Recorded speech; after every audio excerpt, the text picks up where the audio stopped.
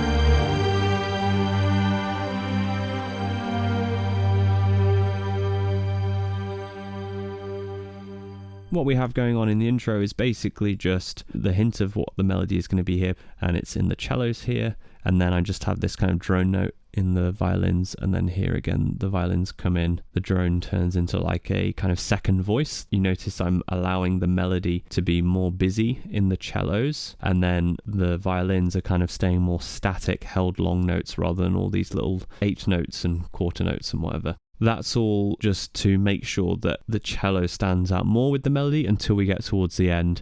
And then naturally, I wanted to make the violins a little bit more busy as we get to the end of this cello line, so that then the focus goes into just the violins in this next section where it's a lot more sparse, and we start building up to the strings here.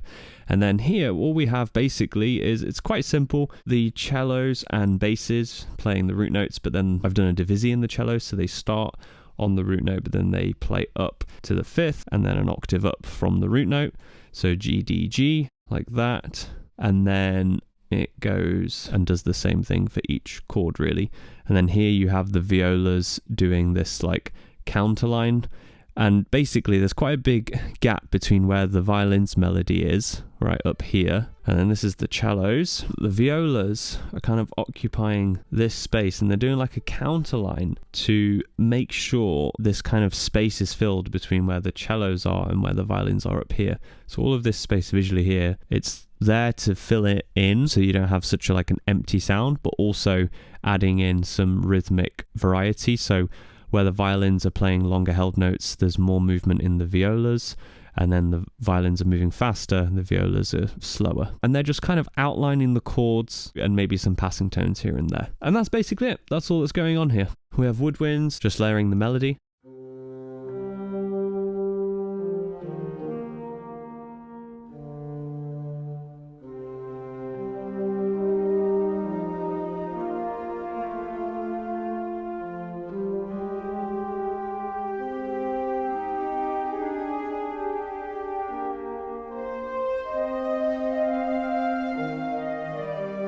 The woodwinds are basically just layering the strings with everything. There are some parts where they're an octave up from the violins here, for example, but then you've got the oboes and clarinets, I think, doing the same kind of thing as the violas, and then lower woodwind instruments layering the cellos.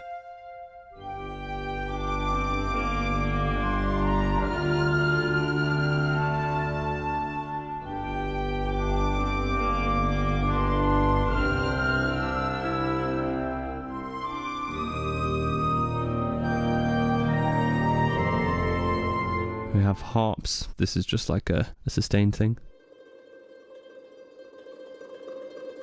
Just to add a bit more texture, just a droning note, and then here to a normal kind of plucked articulation.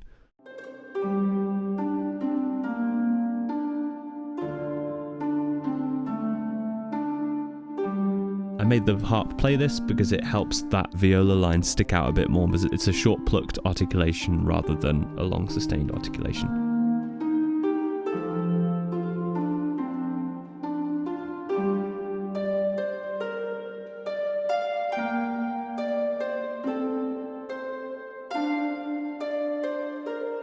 That's it for those early sections. Percussion, and then just a sub bass, and then choir. Not the best writing. This is just melody, but kind of moving low bass notes from the cellos, and then here basses.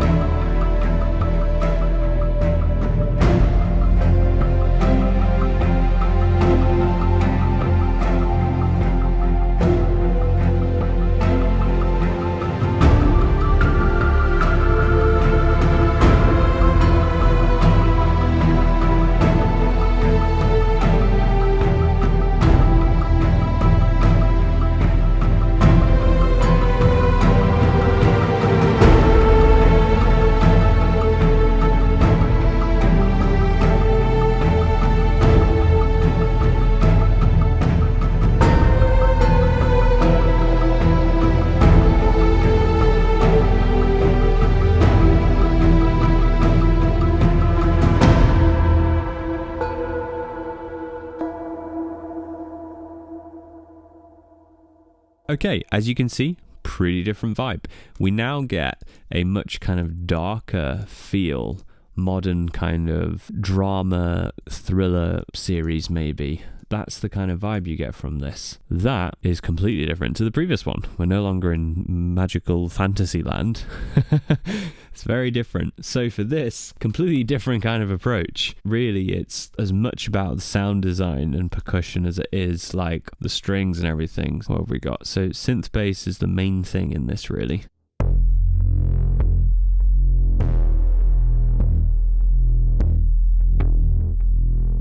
Even just that on its own, right, gives you a certain feel. We have synth plucks.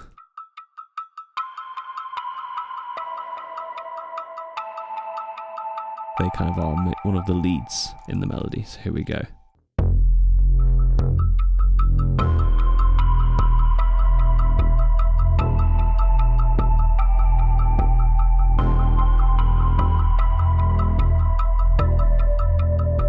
Right? Completely different kind of feel, and I would start there before you necessarily go into like, you know, strings and stuff. The sound design is crucial for this. Here we have the synth pads.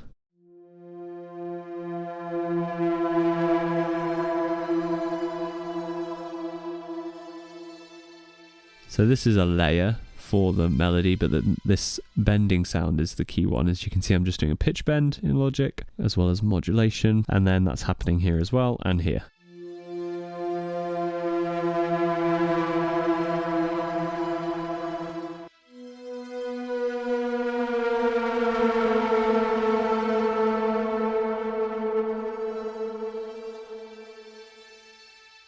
And here is when it kind of modulates a little bit, which I'll go into in a bit, and that bend really emphasizes that. But here's all of the synth stuff together.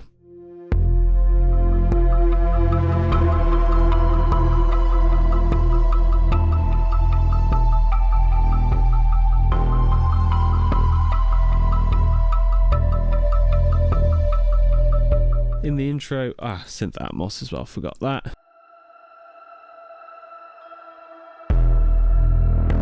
So it just creates the vibe, right? It's just all root notes. Then the other element in the intro is the strings, which they're kind of doing this pizzicato pluck.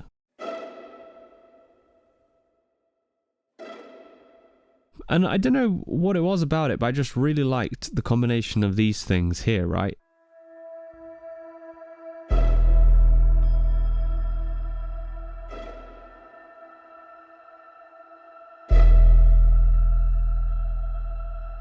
And then the reason that I had that there as well is I wanted to introduce something kind of orchestral sounding, so strings, because that is going to be happening here later. I didn't want it to all just be kind of sound design synth stuff.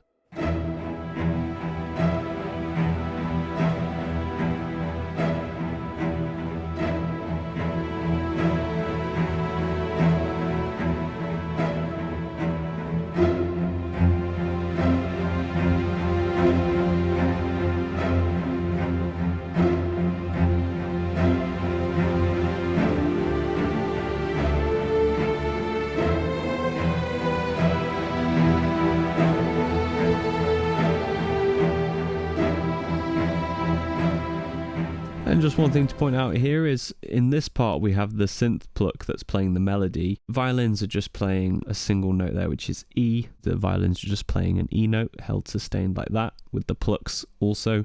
The pizzicato plucks also doing just E kind of throughout as like a drone. And then towards the second repeat of this, that's when we get the violins joining in with the melody, layering the other instruments. And so that and the synths sounds like this.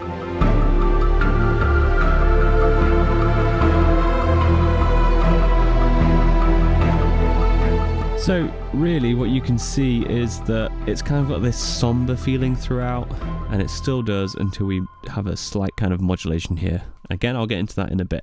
I wanted the strings, you know, to not overtake. A lot of it is just kind of swelling chords, a few little movements here and there to add some little lines in, a bit more interest towards as we get towards the end. But that's it really. And let's look at just percussion real quick as well.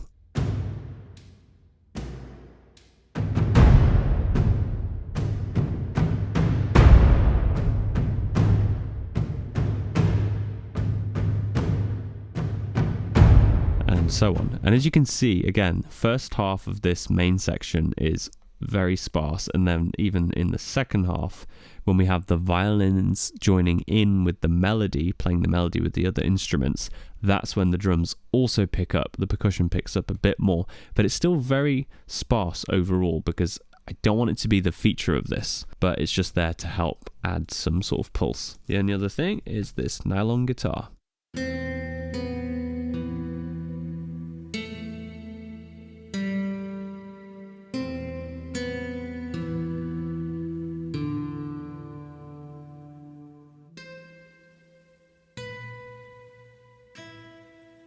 Not a lot of stuff going on, but together it really creates a nice sound. Let's go into the strings.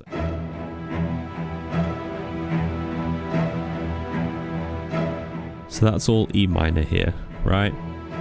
Now, this next section is something slightly different. If this was E minor, that should be F sharp instead of F, but it's not. Which, it's like, oh, this feels interesting, it's pulling something. And then D minor, repeat E minor, same as before, violins layering the melody, a little bit more interesting what's going on here now, okay? And then here, we have A major, which is a kind of Dorian feel now, E Dorian, and the root note stays on E, so that's like we have the fifth note of the chord, A major is A, C sharp, E. The fifth of the chord is staying in the bass. So it's like an inversion of A major there. That's what this chord is. Then it just goes back to E minor. Sounds nice. Gives it a nice little lift. And I timed it so that it would go with this shot. Kind of, you know, not fully. But it's like, it feels like a lift from this kind of very mellow feel throughout to now we have a bit of light. And maybe the music could also reflect that light. And that's what I tried to do here musically. So that's why I chose to do that. Only a couple of other things I wanted to say. Here you can see I've changed the meter, the time signature, so that I hit certain shots. That's the only reason why, rather than it all being 4/4. This is super crucial. Rather than doing loads of tempo changes, sometimes that's really useful, especially in more orchestral tracks you can do that, like, you know, the orchestra is naturally slowing down and speeding up. But in a hybrid track like that, like this, it would just sound weird. So you're better off doing this kind of stuff. And generally I will do this before I do any tempo changes, no matter what the genre.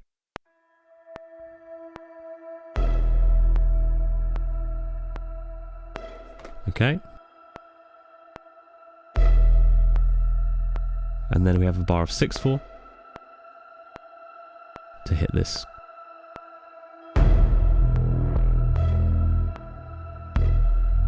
And now a bar of 3/4 in order to hit this cut. The reason it won't hit every cut at the start of the bar is also intentional, because you don't want it to be too on the cuts, because that's like a music video. You choose your moments. So here, this is where percussion comes in, strings really come in, and we have different instruments playing a melody. So I wanted that change to be on a cut.